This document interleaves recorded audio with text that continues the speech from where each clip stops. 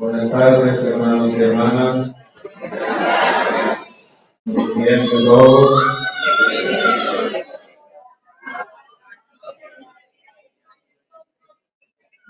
Bien, aquí estamos, ¿verdad? Como dice el filósofo, con temor y temblor delante de tantos maestros. Pero bueno, quiero agradecer al Padre Ángel y Misael que nos han invitado pues a celebrar con ustedes el inicio de estas fiestas patronales en honor a Santa Ana, la abuela de Jesús, ¿verdad? Como le conocemos. Y se nos ha pedido que reflexionemos sobre el tema Santa Ana y la transmisión de la fe. Hay otro título, ¿verdad? Pues también unido a este, la familia como transmisora de la esperanza. Entonces, es decir, ¿verdad? Que la fe y la esperanza son esas dos virtudes teologales que son don de Dios y que están estrechamente relacionadas. Saben ustedes más que yo que celebran las patronales cada año, que en las Sagradas Escrituras se habla muy poco, ¿verdad?, de Santa Ana, por no decir absolutamente nada. Pero la tradición nos ha pues reflexionar precisamente en el peso de la obra de Jesús. Jesús es Dios, pero también es hombre, tiene su divinidad y su humanidad. Me gusta mucho la frase de Benedicto XVI que dice que nosotros, una irrupción de Dios para hacerse hombre, sin la humildad y lo que significa la forma como Jesucristo se ha hecho hombre, una irrupción inesperada, abrupta, nosotros no lo hubiéramos podido resistir. Una manifestación de Dios de una manera así, nosotros en razón y en fe no la hubiéramos resistido. Y por eso entonces, para encarnarse, el Señor quedó precisamente lo humano en su radicalidad.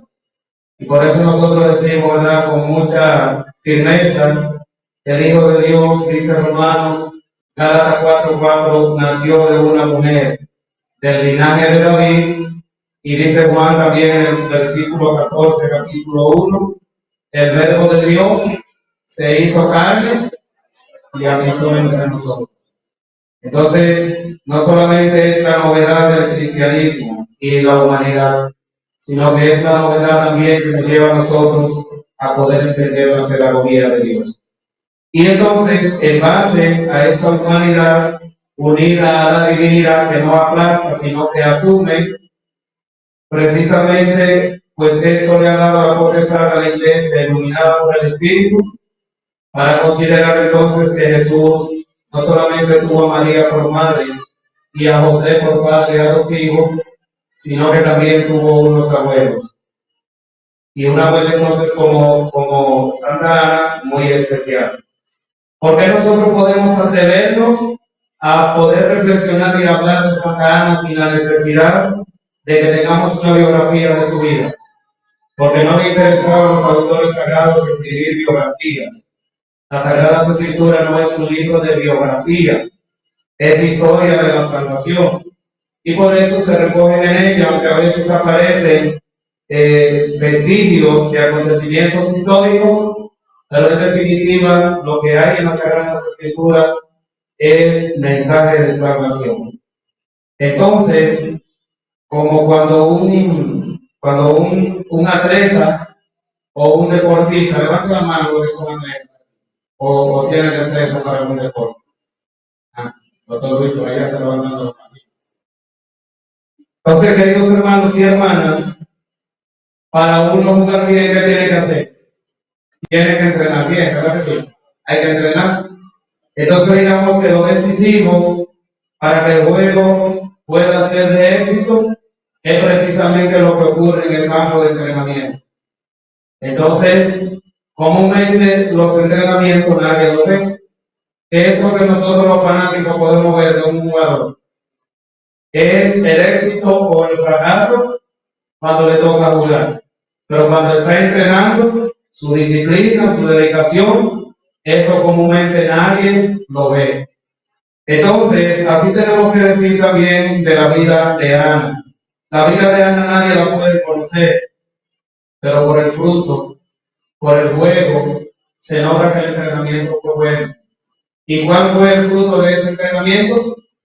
Precisamente la vida de la Virgen María. ¿Eh?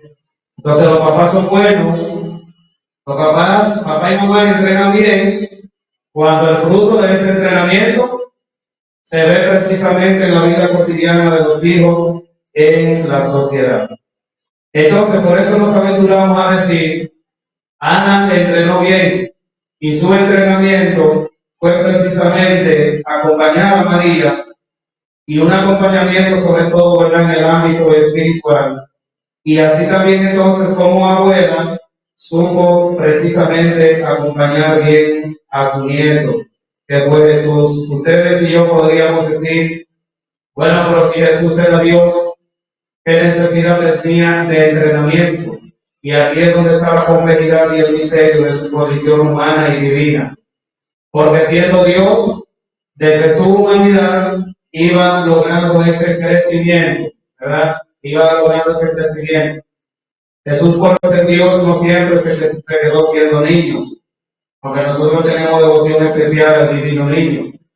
Pero ese divino niño, físicamente hablando, fue creciendo. Y así como María y José no comprendían todo de su vida,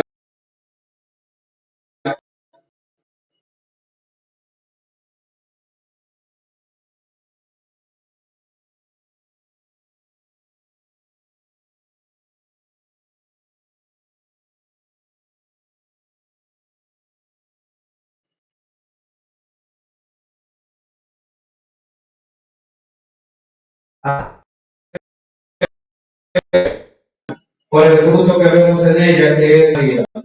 En primer lugar, Ana es una mujer que tiene confianza en las promesas de Dios. Ana tiene fundamentalmente confianza en tres promesas. Dios ha hecho muchas promesas, pero hay tres que sintetizan, ¿verdad?, esas promesas de Dios. Y esa promesa de Dios la leíamos en el Evangelio. Vengan a mí todos los que están cansados y agobiados, y yo los aliviaré. Entonces, en medio de la prisa que nosotros estamos viviendo, escuchar una promesa así y saber que el Hijo de Dios ha venido precisamente para darnos alivio en medio de nuestros agobios. Queridos hermanos, vayamos entonces a la fuente, porque a nosotros, yo se lo voy a decir, como se lo digo, ¿verdad?, de manera sencilla, a la gente no recibo. No puedo andar hablándole con palabras rebuscadas si no me entienden. Pero el ejemplo de la lavadora nos ayuda mucho a nosotros para entender esta imagen del alivio de Dios en Cristo. Cuando nosotros por la prisa del tiempo y de la vida queremos hacerlo todo a la vez, y ahí empaquetamos todo, ¿verdad?, en la lavadora para que rinda más y así termine más pronto, ¿qué hace entonces ese aparato cuando nosotros la cocinamos? Que no responde. Le damos al botón y la hélice se queda sola dando vueltas. Hay que empezar entonces luego a aligerar, ¿verdad?, para que ella pueda hacer su trabajo. Así nos lleva este mundo a nosotros. Nosotros vamos muy deprisa y oímos ese evangelio que el Señor alivia y no nos damos cuenta entonces que es una promesa que viene de parte de Dios. Solo en el Señor hay alivio, queridos hermanos. Cuidado, cuidado con esas falsas, digamos así, esos falsos consuelos que nosotros buscamos en el mundo. Pero bueno, otra promesa también es la promesa del perdón y la tercera es la promesa de la salvación. Esas tres promesas son las que deben darle consistencia a la esperanza de cada uno de nosotros.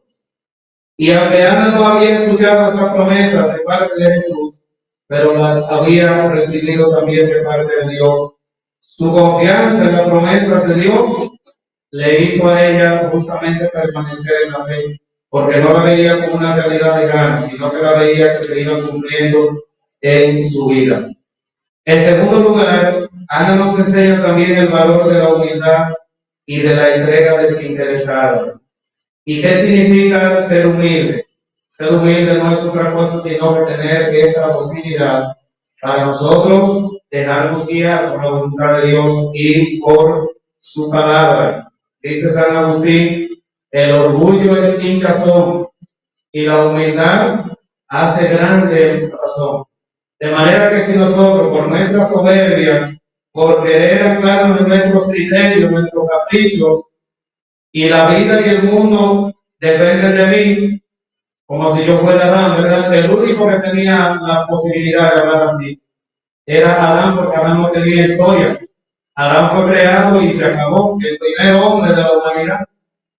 Pero usted no es Adán, porque detrás de usted hay una larga historia, su familia, sus abuelos, sus bisabuelos, y siglos, ¿verdad?, de formación de la humanidad. Pero hay gente hoy día que se cree que son Adán. A esa gente que usted lo oye con esa autorreferencialidad, y yo opino y yo creo, entonces dígale, sí, va bien Adán, Adán, ¿verdad?, de la nueva creación. Entonces, cuidado, queridos hermanos, que la humildad hace grande el corazón. Esta es una virtud que le enseña Santa Ana. Y repito una vez más, ¿qué significa la humildad?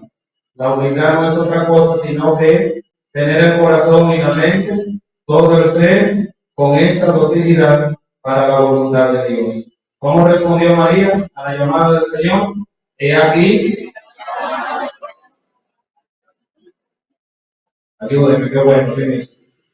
Hágase en mí según tu palabra. Aquí está el esclavo del Señor. Aquí está el esclavo del Señor. Y cuando Simeón le hace aquella profecía, y a ti una espada te traspasará el alma. Si María no hubiese sido una mujer humilde, le dice a Simeón, mire, piensen lo que ustedes quieran decir, ¿verdad? Usted no sabe quién soy yo. Usted no sabe a quién usted está hablando. Oiga, usted no sabe quién soy yo. Y eso lo veo uno a diario. Cuando hay gente que transgrede los semáforos y demás, por no someterse a disciplina. Usted no sabe con quién usted está hablando. Oiga, Señor, la última Coca-Cola que se lanzó en el cielo. Entonces, contrario a esto, Ana nos está enseñando el valor de la humildad. ¿Y cómo sabemos que Ana fue una mujer humilde? Bueno, pues miren, el servicio a Dios y el servicio también a su familia. El servicio a Dios y el servicio a la familia. Ahora, precisamente en este ámbito, hay un problema. Papá y mamá compitiendo a ver quién puede colgar más títulos en la pared de su casa. Y uno es que no cabe más títulos, ¿verdad? Porque, muy bien, porque mientras más conocimiento, mejor se vive, mejor se piensa, mejor se entiende el mundo, se comprende la vida, así es, ¿verdad? Pero eso no puede ir en detrimento de lo más esencial.